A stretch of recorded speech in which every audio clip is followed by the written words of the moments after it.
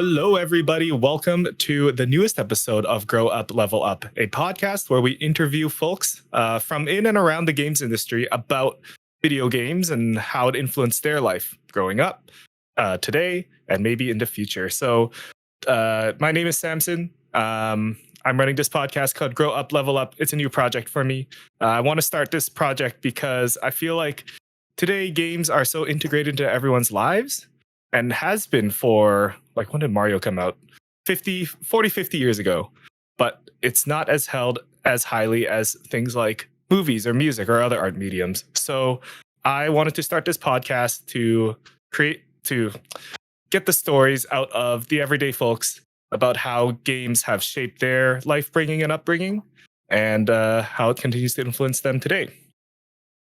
So today, for this episode, I'm bringing in an inspiration for this podcast, actually. He's first and foremost a kind of funny best friend, and we'll get into that later. He's the host of Man Watchpoint. He's a gamer, and most importantly, he's a father. So please welcome Jordan, aka SirDrJM. Applause. Yay! The soundboard. That's where the applause comes in. And we should have gotten a soundboard. You're right. I'm still working on it for myself. So yeah, and I think there's actually a soundboard bot for Discord now. Like it's really? Built in. Yeah, I might have to explore something like that because One Man Watchpoint can get lonely sometimes. I mean, it is as it sounds, a solo podcast run by me. So. Yeah, One Man Watchpoint. I wonder what that means. And we'll dive into it. But first, welcome, Jordan. This is a question I ask everybody. What have you decided to drink today and bring to the podcast? All right. So you gave me a bit of a heads up on this. I'll show it off in a second here. It's not that exciting by any means, but the mug then is. But I really, really waffled on this. I know on your previous episode, you had a beer, I believe a local beer. Am I correct? And so I really debated bringing in some local beers. I'm Alberta raised, not born, but I've been in Alberta most of my life. Calgary area, now located in the Edmonton area. But I really thought about bringing in something local. I've got some Banff Avenue beer in the fridge. But I also felt a little like that would be somewhat disingenuous. I don't drink casually very much. So I was kind of like, I could have a beer, but I figured I'd go with a classic. So I'm a big tea drinker. So I'm holding up my mug of tea here. It is, of course, in my T-Rex mug. That's right, TEA Rex mug from the Royal Tyrrell Museum. So that is such an Alberta classic, the Royal Tyrrell Museum. Yeah, That's it's right. For those who don't know, that museum, Alberta actually is known for having lots of dinosaur fossils and bones, and the Royal Tyrrell Museum is a place that shows that all off. And for the audio listeners, Jordan was holding up a mug that said T-Rex, T spelt like the drink. Exactly. And so that's naturally, awesome. I'm drinking. It's just a black tea. As you would order it at Tim Hortons Double kind of thing. So nice. All right. Yeah, got to keep it up. The energy up. All right. Awesome. Oh, and I guess today I actually forgot to share my drink from the last episode. If you're following week by week, the last episode I had a Coke Zero. Exciting. But today I brought in another local beer. Same place, Yellow Dog, my favorite.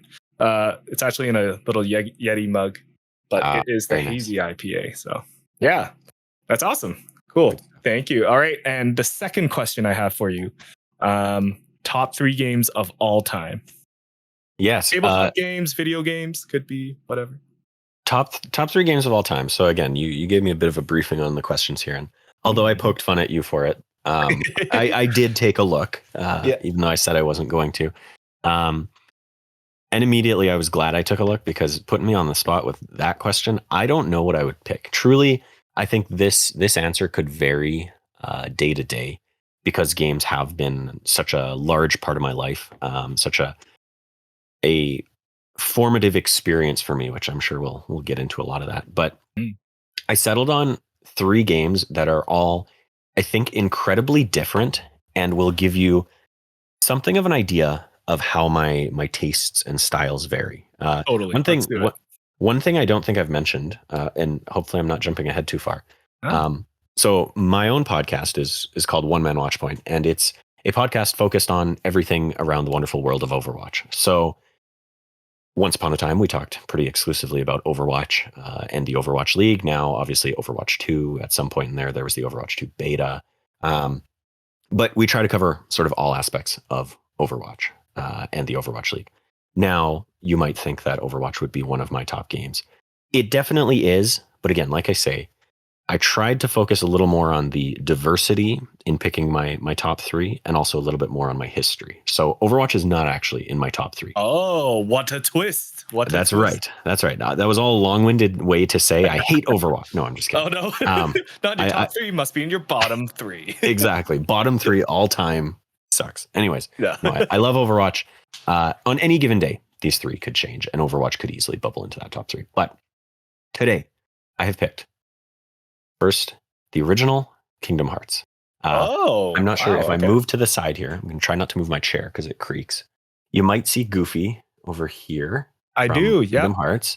In the you might see Riku. Riku's right here. That is, yeah. I'm trying to look through the Donald's right above Riku there on the little stand. Donald is somewhere. That might be Donald there. Yeah, I think so. You're right. There's also a Heartless lurking back behind Donald there. Nice. In any case, I love the Kingdom Hearts series, and people always go back and forth about what's the best one, what's their favorite. I think generally most people say 2 is probably the best. A lot of people would say that's their favorite. Although I agree, the series got better in terms of combat and a lot of things. They obviously improved a lot of systems. 1 holds a very special place in my heart as one of the sort of first games that I got really deep into the systems, into the gear, the abilities, the customization of using your, God, it's been a while now, using your AP Blade. to choose which abilities you had, and then eventually getting into things like using abilities specifically for the invincibility that they would provide you for a short period of time, or using an ability simply because it would make you invulnerable, it would replenish your magic, things like that. And so I got really into the systems, and also not to brag or anything, I'm a true Keyblade master. I've defeated Sephiroth in that game. I've done everything under the sun, including the optional bosses. Dang. And I'm talking on the original PS2 copy as well, not even in the remaster that they eventually put out on. I think it originally came out on PS3, but it's on everything now. I think it's on everything. Yeah, pretty much. They have like a all-in-one collection or something now. Yes, exactly. That's awesome. We're gonna tangent a bit. Gotta keep the last 2 mystery for now, but that's cool because the Kingdom Hearts manga, there was a manga version of the Kingdom Hearts storyline. I remember taking that out of the library a lot when I was a teenager, and that was actually I actually never played Kingdom Hearts, but I love the story so much. Yeah. That's hilarious. Yeah. No, awesome. And yeah, I mean, I could do a whole podcast on Kingdom Hearts, but a total marriage of sort of, you're getting story, you're getting gameplay, you're getting, all the RPG elements you expect, secrets, hidden bosses. I remember it was one of the first games that I bought a magazine, or my dad bought me a magazine or something because it was about games. And lo and behold, on one page, they had a tips and tricks thing for all of Kingdom Hearts' hardest bosses. Wow. And it was like a little paragraph on a handful of bosses. But I remember poring over that thing and just thinking it was so cool that they were writing about, Kurt Z's an optional hidden boss that, many people might not ever even come across, or how to find Phantom in Neverland and things like that. I'm dropping all these little things so that people know I'm a real fan. But anyways, I remember getting so into it, and honestly, it wouldn't surprise me if I still have that magazine. There's a stack of magazines behind all these Kingdom Hearts characters sitting on my desk, and it might an actual Easter egg. It's hidden. That's somewhere. Right. That's right. I've hidden it. Yeah. That's awesome. What's your number 2 and 3? Okay, so number 2, we're gonna flip. Actually, both these games are sort of opposite directions, but in completely different ways.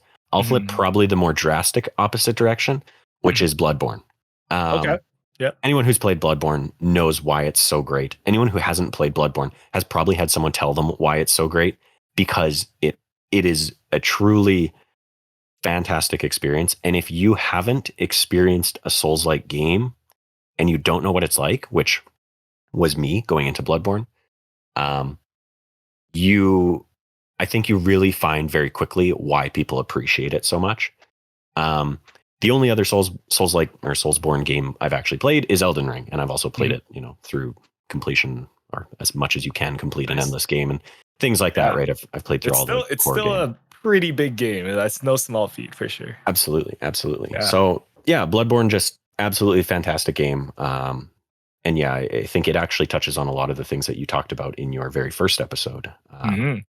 Yeah, if you haven't caught the first one with Travis Anderson, one of my friends, he's a concept artist. Bloodborne and Elden Ring are some of his biggest inspirations. So I can also see it inspired you a lot. Yes. Yeah. Oh yeah. And he talks a lot about environmental storytelling in your episode and everything. And it, the Soulsborne, games are known for that, but Bloodborne in particular, with a little bit more, I would say a bit more of a focused story, at least compared to Elden Ring, because that's the closest comparison point I have. But just to the style, the setting, the level design, just a masterclass in games. Absolutely. So yeah, it's if you see it, you recognize it. It's one of those games or art pieces, I guess.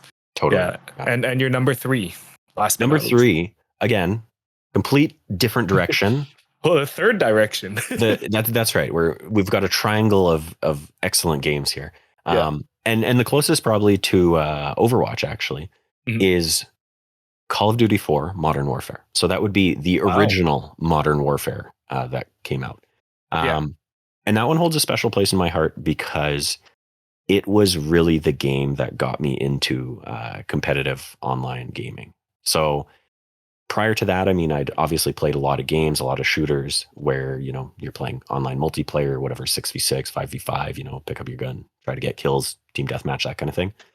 But I have such fond memories of COD 4 playing in, my parents' basement, endless hours, all hours of the night with my friends, just passing the controller, really getting into it. And then, going to school the next day and overhearing the popular kids talking about it and being like, oh yeah, I can't play online, it's so hard. And me and my friends being like, yeah, that's right, we're good at it too. Like we're top. I think at one point on PlayStation, I was in the top 100,000 people on the leaderboards, which for the region, for North America or whatever, is pretty cool. You can put it on your resume. That's right. It was on your first job's resume. Exactly. Now, granted, awesome. Most people I think were playing on Xbox or PC, but still, I think that was exciting. And yeah, one of the games that as well, one of the first games that I put, hundreds and hundreds of hours in. I think probably most played game for me in terms of hours is, probably World of Warcraft, which is probably no surprise to anyone who's played World of Warcraft. Yeah. But it's got to be, I think Overwatch might be number 2 at this point, and then COD 4 might be number 3. I put at the time I was in high school, so I had all the time in the world, right? At least compared to now. So no, that's actually a very interesting thing you brought up at the end there, that it doesn't need to be the game that you play the most that you kind of cherish the most. It's games that you kind of grew up with and made you realize like, oh, this is like a turning point in my life for games. Like Kingdom Hearts is the first game you knew you appreciated and dove into all the systems. And it sounded like for Modern Warfare, it was like a social experience for you. Yeah. Yeah, like everyone was playing it and you're top 100 in North America. Top 100,000. I was talking to a professional here. Not quite top 100, top 100,000. So let's not give me too much credit. That would be very impressive. I would, that'd be MLG levels there. MLG was the dream back in the day, right? Man, But even back then, the competitive scene, there was no CDL, no Call of Duty League like there is now. So, that was a bit of a pipe dream. But at the same time, it was all, played on PC with mouse and keyboard. And I'm atrocious mouse and keyboard. Was it I think it was called the World League back then? Was it mouse and keyboard? I always figured Call of Duty was like a controller type of game. Maybe I'm talking out my backside. It could have been controller. I know CDL nowadays is controller. Yeah. But obviously, other shooters are Valorant and Overwatch are all mouse and keyboard. Yeah, so I just assumed it was back then. But anyway. Oh no! If only there's a way to check. But we'll worry about that later. No idea. No ideas. No, that's awesome. Yeah, what a history. That is a very like diverse spectrum of games that you got and grew up with. So that's awesome. Yeah, Call of Duty still popular today. Still popular. Yeah, I mean that's Never one dies. one of the crazy things, right? And I think Modern Warfare was the first one that really set the world on fire, right? At the time, the two big competitive online shooters were Halo 3, I want to say. 2, I think 3 dropped sometime around Modern Warfare, maybe a little before. And then Call of Duty, right? The battle for supremacy for a long time was Call of Duty and Halo, and then Battlefield eventually got into the mix, and they tried. But Yeah. anyways. Yeah, it's crazy when you think like it was so neck and neck for so long. Yeah. Like nowadays, you say Call of Duty, everybody knows what that is. But for a while back then, there was a team Call of Duty and team Battlefield, and it was split. Plus, like all the consoles don't play with each other, so it was split even more. It was we were all on our own like islands for a while in gaming back there, but now it's all crossplay. We're in a good era. Man, I know kids these days, they don't appreciate it, right? I They truly remember don't. when I was debating, and like I was young, but when I was first looking at getting a PlayStation 2, I remember my dad came home one day, and it was going to be a birthday present. I was actually going to put some of my own money into it. My dad was going to put some of their money up for it as well. And I remember I was trying to figure out if I wanted a PlayStation 2 or an Xbox, original Xbox. And my dad came home and he said, yeah, I was talking to, I don't remember if he said someone at work or someone at a store or whatever. And they said that the Xbox is actually going to be able to play PlayStation and Xbox games. And I was like, what? This can't be. That can't be real. And sure enough, obviously, I eventually settled on PlayStation. And I've been diehard ever since. I was wearing a PlayStation jacket just before we started this call. But there you go. Anyways, I'm glad I didn't fall for those shenanigans. I could have been a totally different person. That's also a thing. I wonder if this still happens with like young kids these days. It's the uninformed parents. Uninformed parents. My uncle works at Nintendo. If you spam B on the Game Boy, you can unlock Mew under the truck or something, like the playground kind of rumors. That's right. There's literally no other way to look up. But I feel like kids are pretty savvy now. They can just go on Google, find out what's legit or not. But misinformation's still out there. It's a different podcast. Cool, awesome. Those are awesome games. I'd like to dive into what you do for a career though, because we did mention you're a podcaster. You've proven yourself that you're a very experienced gamer, but what do you do for your 9 to 5? And is it even related to gaming?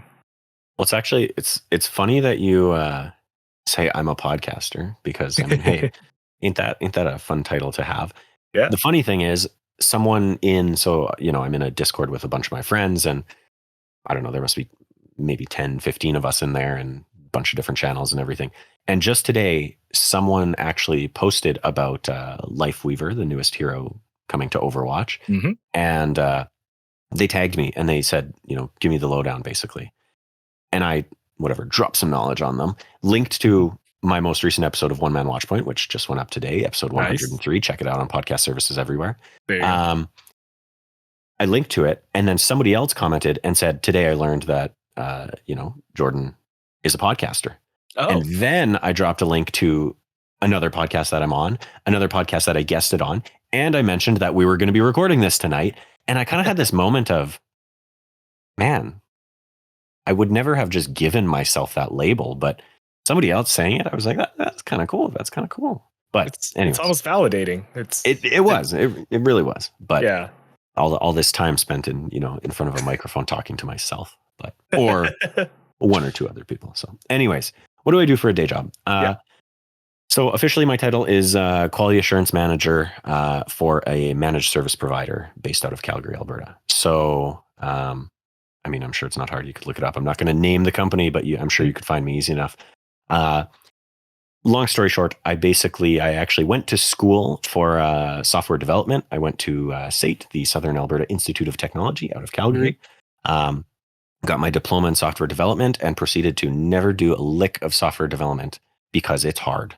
And I am not that kind of person. So by all means, I passed the program with flying colors. I did very well in school, and I could not find a job, an entry-level job in it. So I worked retail for a bit, eventually got a foot in the door doing basic IT support with another managed service provider. And here we are, a couple managed service providers down the road. So if you're not familiar with the IT industry, that basically means that we do IT services for other companies. So we have about 80 different clients across, many based out of Alberta, but across Canada. A few have locations in the States and things like that. And we do, everything from basic help desk all the way up to, major projects, disaster recovery.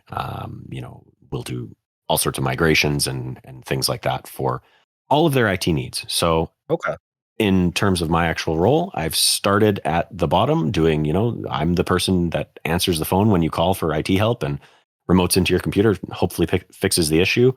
And I kind of worked my way through that for many years, eventually was on site and, working with some of our bigger clients regularly. And then I kind of just decided that I didn't really enjoy the super technical side of it. Okay. And moved into, again, my title is quality assurance manager. It's a bit of a mixed bag in terms of the organization that I work with or that I work for. But I do a lot of sort of project management, managing when we bring on new clients, when we let Oh, clients, okay. when clients leave and things like that. Yeah. And a whole mixed bag of other things. But yeah. Right. So kind of like a operations manager as well. And that's not really related to what you studied for, but you still qualified for the job.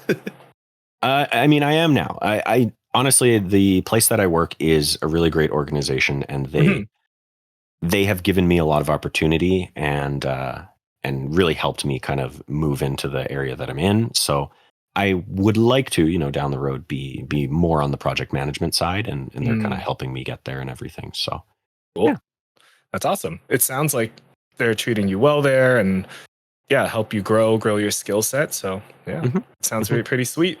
You said you studied software development I did. before at State, That's Southern right. Alberta. Cool. I guess that's like the Alberta version of what we have in BC called BCIT, the Institute of Technology, eh? Probably. And so Cool. we actually have the Southern Alberta Institute of Technology in Calgary, and then the Northern Alberta Institute of Technology in Edmonton.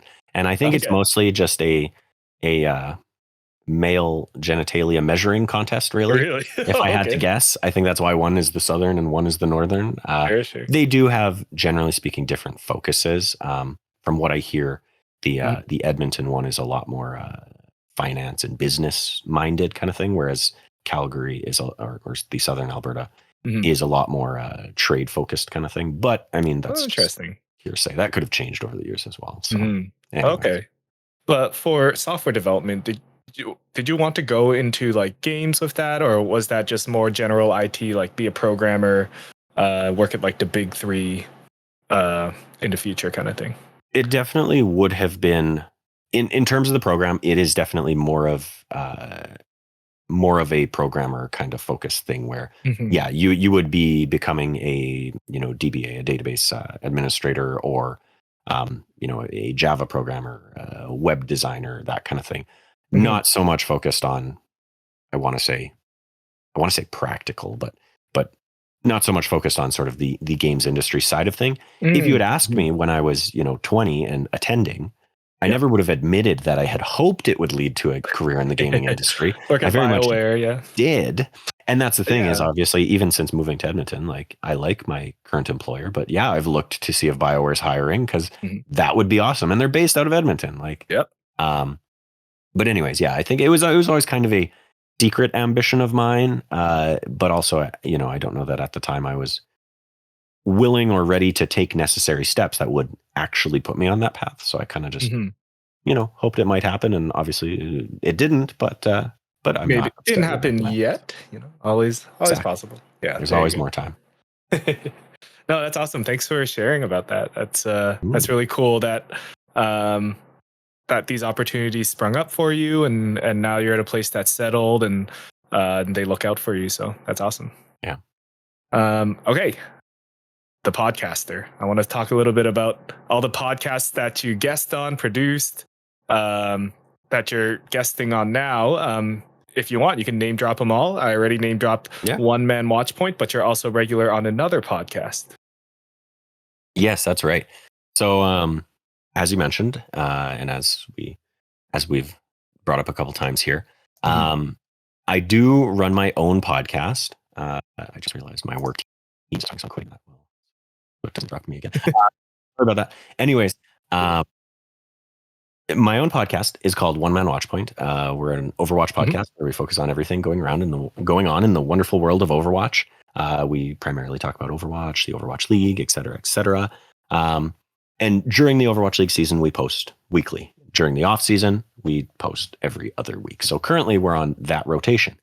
Now, what do I do on the off weeks? Well, on the off weeks, I am the third chair over on the ReadySetPwn podcast, which is your premier source for everything Vancouver Titans and Toronto Defiant around the Overwatch League. So again, my podcast and that podcast obviously have a ton of overlap, and we cover a lot of the same things and things like that. But it almost works out in the off season because alternate weeks means we are covering pretty much everything between the two shows.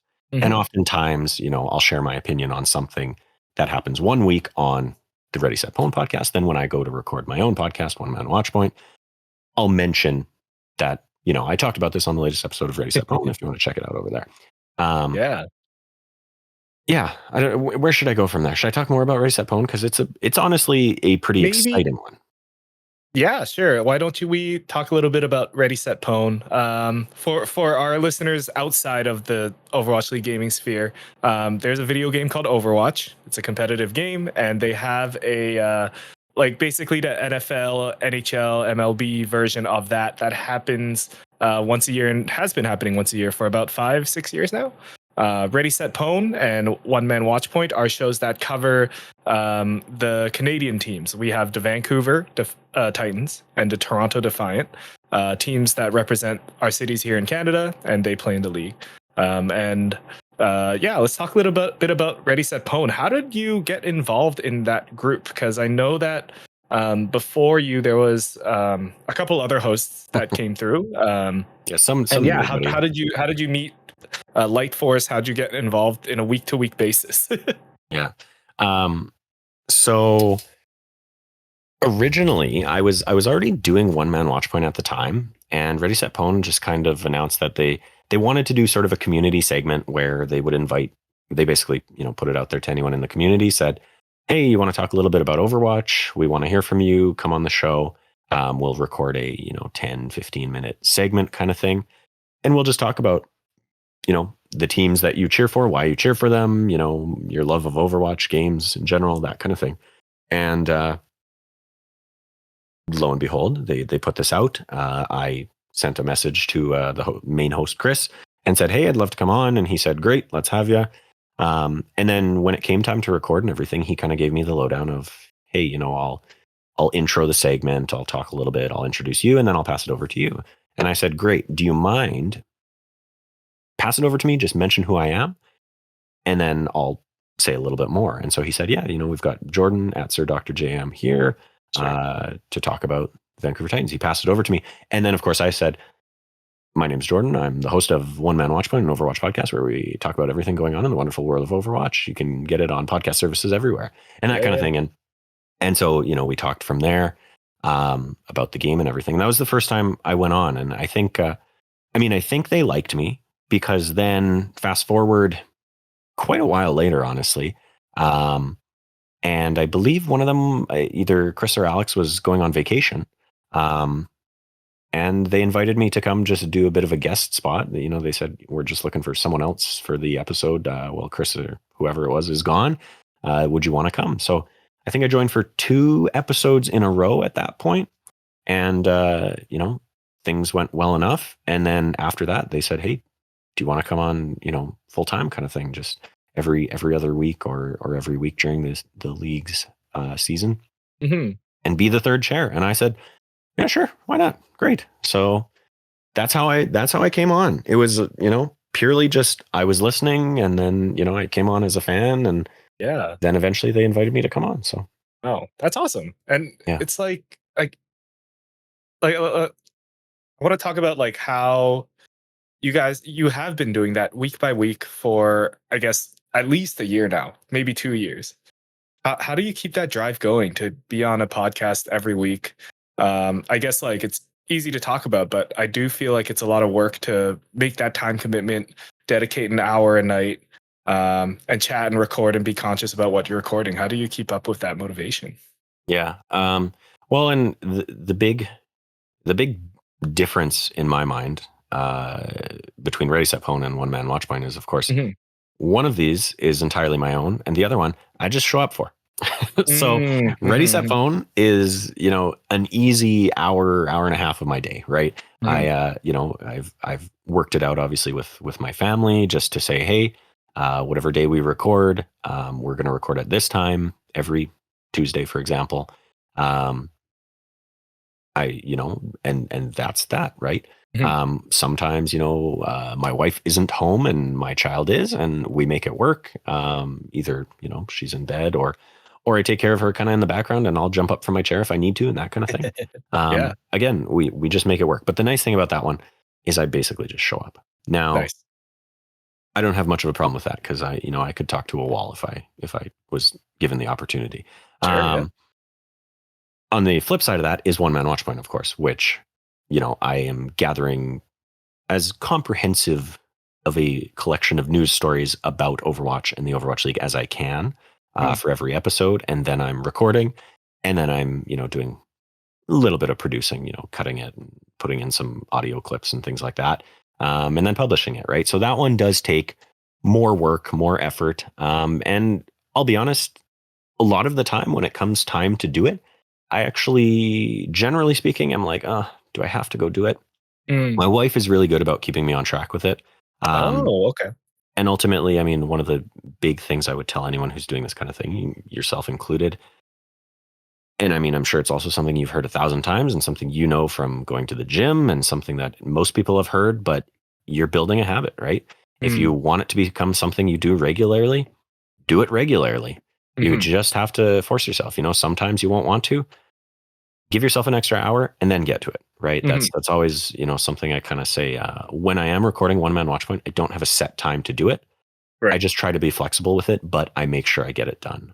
sure. A few weeks back I was actually pretty sick, um, and I don't remember why, but there was some reason in particular where I actually wanted to record the episode, but I had almost no voice. And I said, you know Wow. what?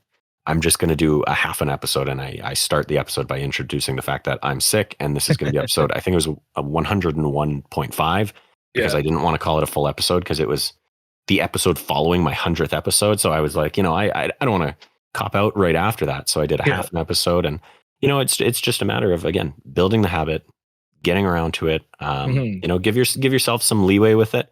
But ultimately, another thing that I frequently talk about with I mean anyone who wants to listen is the fact that I personally find a part of why I play video games, and by extension, a part of why I like doing podcasts, is because I get a little bit bored and feel like I need a creative fulfillment.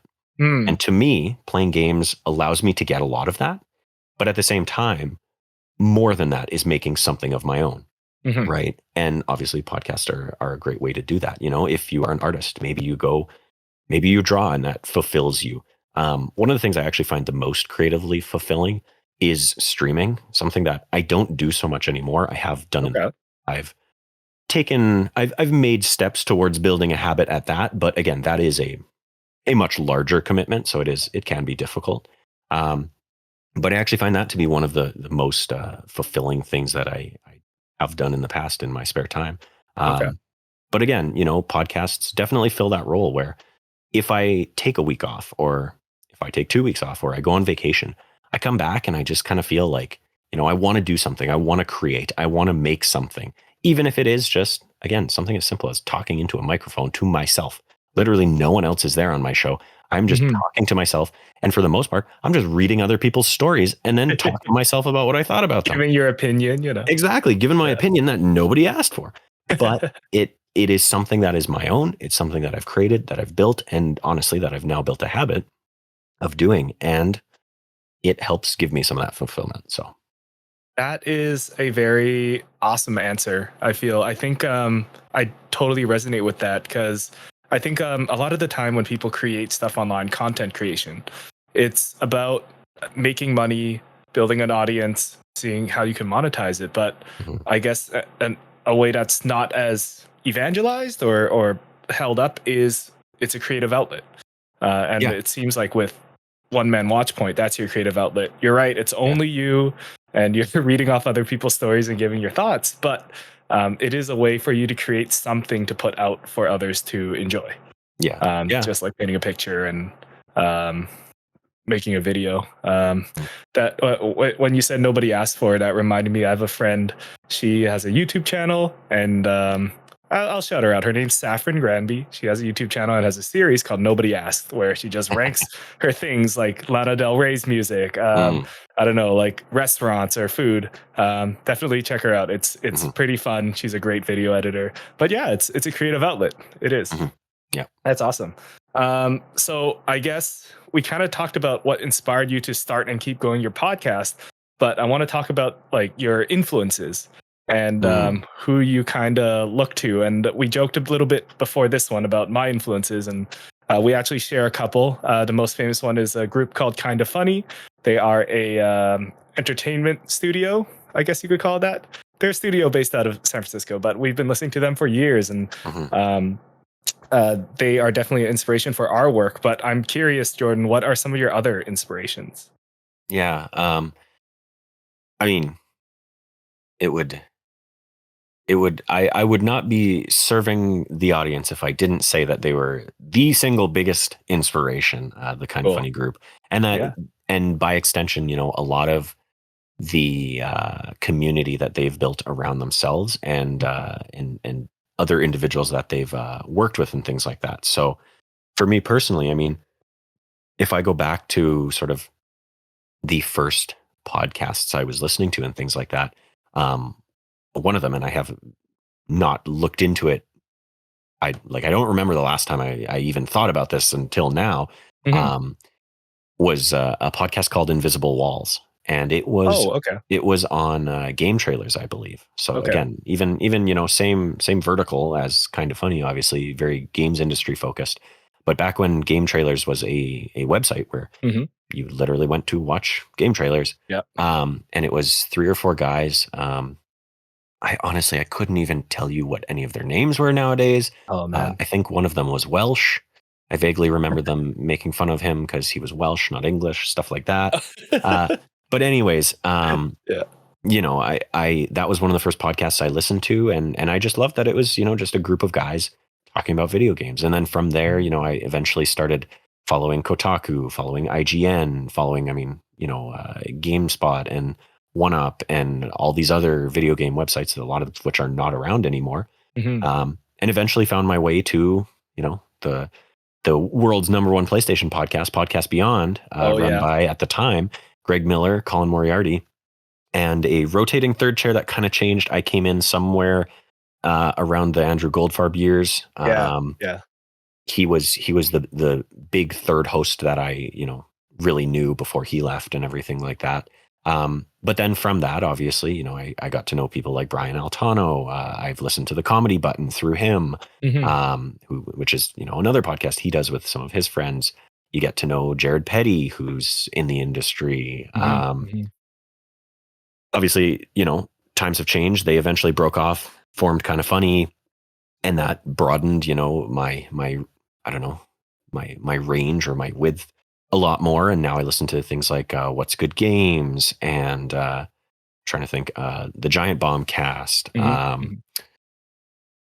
you still listen to the IGN guys like Game Scoop, Beyond, or Game Scoop is one that I don't listen to regularly, but if I get through all of my other podcasts in a week, then I will always download Game Scoop as one of my first ones to go back to. And a big part of that is, I mean, again, it's all about the people, right? Damon, who runs the show, Justin Davis, and they, you know, sometimes have a couple other people. It kind of changes sometimes there. But yeah, I follow a lot of them. In the Overwatch scene, I'm a big fan of the Omnic Weekly. It's run by a guy named Deemsies, who you should check out. You know, sticking in that kind of area, couple months back, I was invited to be on the Realm Maintenance podcast, which is a sort of Blizzard focused podcast where they talk about sort of everything going on around, the big or Blizzard franchises. So they actually had me on shortly after my 100th episode of Man Watchpoint and kind of did a little interview there. A couple other Overwatch podcasts. But yeah, that's kind of where I don't know, grew inspiration from. Mostly video game focused stuff. Yeah. The one that's kind of outside of that is my wife got me into Armchair Expert, which is Dax Shepard and Monica Padman's podcast. It's a little bit more varied in terms of what they do. They talk to a large array of different type of guests, different people, famous actors and actresses, and everything in between, psychologists, doctors, all manner of everything. It's way different from the video game. They just bring on interesting people, kind of. Pretty much, yeah. And honestly, it's probably one of the biggest podcasts out there. I have to check that out. I recently started listening to it. Tom Schiller. I gotta look it up, but it's a podcast where they bring in cool people and just talk and share about what they are. But it sounds like a lot of and we're very similar in our podcast tastes. Video game stuff and talking about the news and the industry. I've always personally thought about it like, this is like our sports. Totally. They're like businesses, and they're big businesses, and there's the little guys, but it's about seeing like who's up, who's down. And I think the thing that's different about sports is what they're competing is the most fun or creative piece of art they can give us in the next year or two. True. That's awesome. So lots of video game stuff. Armchair Expert, I'll definitely check it out. It sounds like something I'd be interested in. They've been doing it for a while now. It's a good one. Cool. I'll check it out. So I just want to take a quick little tangent into you being a dad. You have a family. You have a young child. What is it like having to balance your podcast hobby, which seems like it takes a couple hours a week at least, plus being a dad, plus working full time? How do you manage to find time for all that? Well, like you say, and I mean, like so many things in life, it's a balance, right? It's that classic triangle diagram of what is it? I think it's usually sleep, social life, and then work or school, and each one is on a different point of the triangle, and it's like, is your triangle perfectly balanced, or is it like really small on one side kind of thing?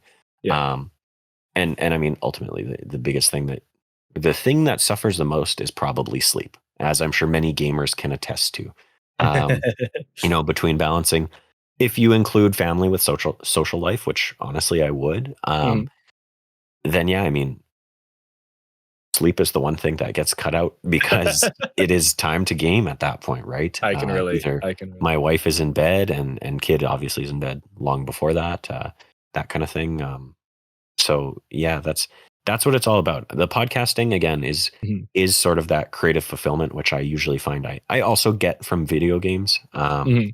So I kind of again include that in my, if I were to put things in buckets, include that in my game time, because again, it's talking about games, it's reading about games and things. Right. Like that, right? It's entertainment to me. It's part of that hobby bucket almost. Yeah, totally. Yeah. Okay, cool. Yeah.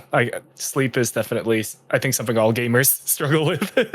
Like the night is when everyone is on, so you can't not be up late. Exactly. And then, I've always wanted to be a morning gym guy, but I can't when I'm playing games till midnight and then have to sleep. Yeah. That's awesome. And gym is something that, I should probably start looking at that a little more seriously. As long as you're doing something healthy, or it's a habit, Podcast at the gym. Sometimes I do two things at the gym at the same time. Yeah, that's a great point. That could be a thing. All right. I'm going to close out here with two of my fun questions that I bring. Let's start with this one that I actually stole from the RSP guys, aka you. What's your one piece of wisdom you'd like to leave with the world? Oh yeah. So honestly, the big thing that I kind of already touched on a little bit already is if you are thinking about doing something, Doesn't really matter what it is. If you're thinking about going to the gym, if you're thinking about getting in shape, if you're thinking about starting a podcast, if you're thinking about, brushing up on your photography skills or something like that, honestly, and this is something that you will hear most content creators will champion this as well, is just do it. Just get started. Take a first step. If it's photography, maybe buy a camera, maybe enroll in a class, or watch a YouTube video on how to take better photos or how to edit photos better. If your thing is podcasting, for me, I'm very process driven. So a big hurdle for me in simply getting started was exactly that. I don't know where to start. Well, pick something. Do you want to research mics and pick your mic first? Do you want to look at free recording software? Guess what? Google is right there. You can literally Google top free recording software. And probably the first one you're going to find is Audacity. That's what I use. And that's what I continue to use. And it was free and it's easy to use. And there's YouTube videos on how to use it better. And if you don't want to do that, you don't have to do that. You can just download the software and hit record. It's that simple. So again, just do it. It's all about building a habit. It's all about getting yourself, again, in the habit of doing that thing. And by all means, it's something that, I have struggled with in the past, even as it applies to podcasting. As I mentioned before, I last night I recorded episode 103 of Man Watchpoint, which would have published this morning as of recording this podcast. And I also had my 3-year anniversary of Man Watchpoint back in February of this year. Oh. Yes, thank you. Hit the soundboard again. Hit the soundboard again. But the point is, if you do the math of one episode every week or even every other week, you will notice that I should have hit 100 episodes many, many weeks ago, many months ago, probably.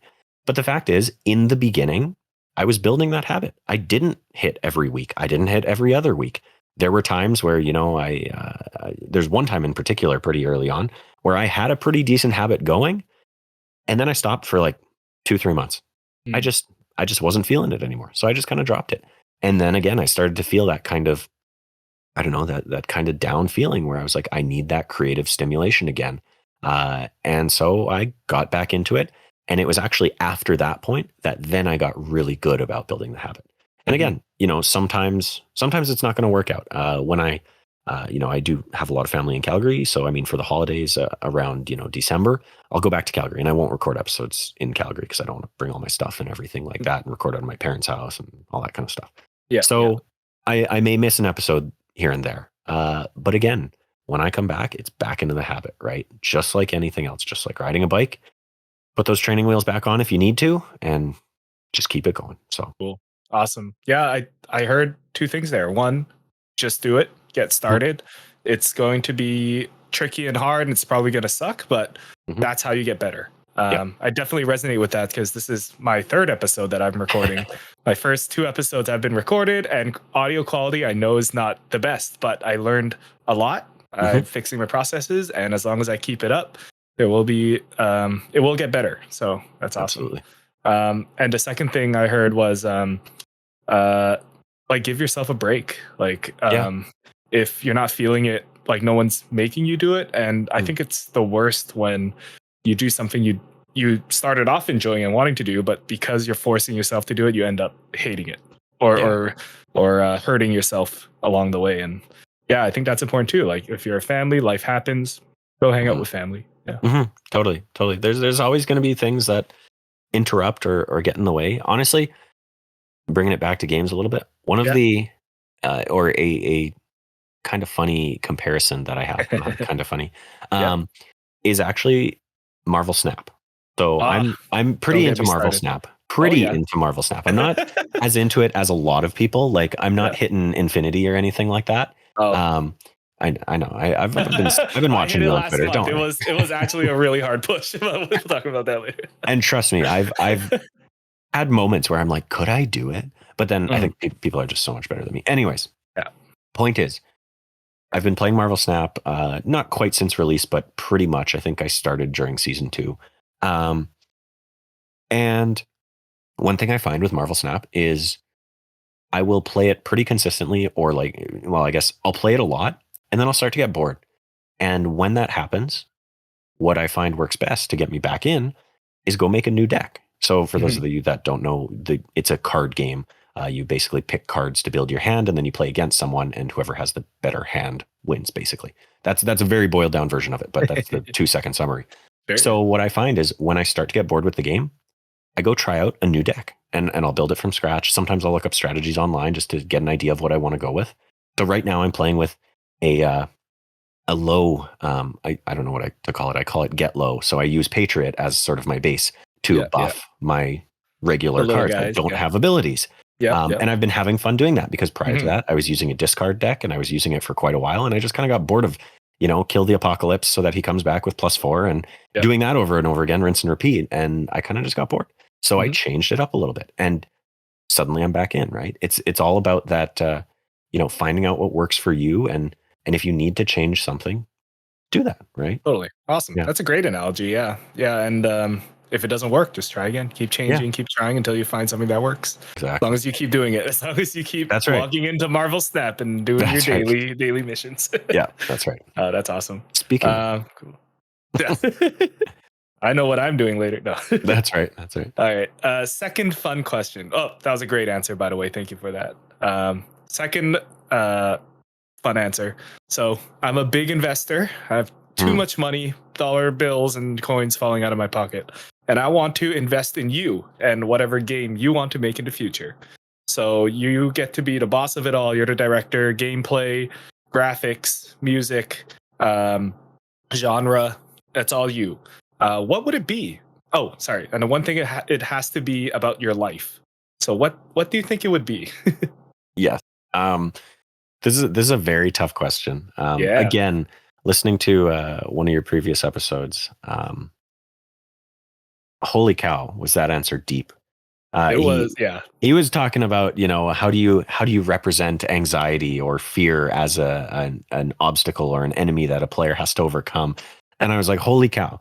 Here's where my initial, don't need to top it or anything. Here's where my initial gut reaction goes when you say we're making a game about your life. What do you want it to be like? The first thing that pops into my head is stealth action. Okay. Why? I have no idea, because I'm not even a huge stealth action guy. So the first thing that I'm thinking of is a game like Deus Ex, where, it's kind of first person shooter, but really it's all based on stealth. You're crawling through vents. You're, pickpocketing key cards off people to get into their office, to check their emails and find secrets and things like that. Well, checking emails in offices. Right. And the fact is, hey, you want to talk about a boring game? Let's make a game about my life. So that's not going to be very riveting, You never know. Some people like bus simulations and goat simulations. Okay, that's a good point. But yeah, so that's my gut reaction was for some reason stealth action. Now, what exactly would be the goal of this game? I just have no idea. I don't know. Let's go with something about pirates. Let's make a first person stealth action pirate game that is inspired by the events of my life. Sure. We're gonna transport it to pirate times just to give it a little bit more of a graphical look and feel to it, and spice things up a little bit. And I like pirates, so that's why we're gonna go there. Yeah. Maybe we'll have a little bit of boat sim stuff to it, but not like Assassin's Creed, more like a management sim where you're like controlling the harbor and the trades and things. I could get behind that. Yeah, you're like a dock manager. Yes, for pirates, so things might get rowdy. You might see some fights off in the distance. How do you quell that in a stealthy way? Like you can't directly get involved, because then that maybe you'll start picking sides. I don't know. I think you're onto something. You're totally right. And maybe I'm honestly taking inspirations here from maybe a little bit of Dishonored, where because very stealth action based, obviously, and Dishonored is whale punk. Kind of steampunk adjacent. So I could see something like that kind of ties into the pirate style of things. So that's where I'm going. That's where I'm going with this. Cool. Okay, so it's a pirate simulation, but you're not necessarily the pirate. You are the manager of the pirates. That's right. Yes. No, that I buy it. I buy it. That sounds like a really creative idea. I would too. And hey, I heard this question earlier, and the only thing that came to me earlier stealth action. So this was a good brainstorming session. I'm Cool, glad we have perfect. something to pitch to EA now. Yeah, exactly. If anybody wants to take our idea, we'll take 10%. Or should we be asking? You can take 10%. I'll take 20. Okay, sure. Okay, yeah. See, it was small fraction. That's all right. Yeah, Jordan, thank you so much for joining me. This has been a great talk, a great episode again. Thanks again for inspiring me to start. Thanks for inspiring me to keep going.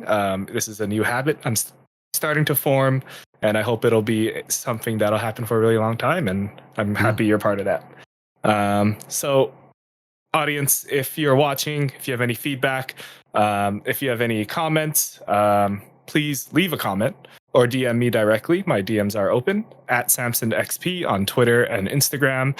Don't forget to subscribe if you're watching on YouTube, or if you're listening on Spotify, rate us 5 stars. And yeah, you can find me on all the socials, SamsonXP, SamsonXP with an underscore on Twitter. Jordan, where can people find you? And more importantly, where can people listen to you more? That is the more important part, if I'm being real. You can find me over on Twitter at SirDrJM. That's at SirDrJM. You can follow me over there. You can tweet at me. You can DM me, whatever you want, especially if it's related to Overwatch. But also if it's related to video games in general. I would love to actually bring people's comments, thoughts, questions, concerns, whatever about, again, Overwatch, video games in general, to One Man Watchpoint. One Man Watchpoint is, of course, an Overwatch podcast that I run, where we talk about everything going on in the wonderful world of Overwatch. And you can catch One Man Watchpoint on podcast services everywhere. Awesome. All right. Once again, this is Samson signing off. Jordan signing off. And thank you for listening to us. And we'll handshake. Oh, yes. Virtual handshake. Thank you. Thank you, everybody.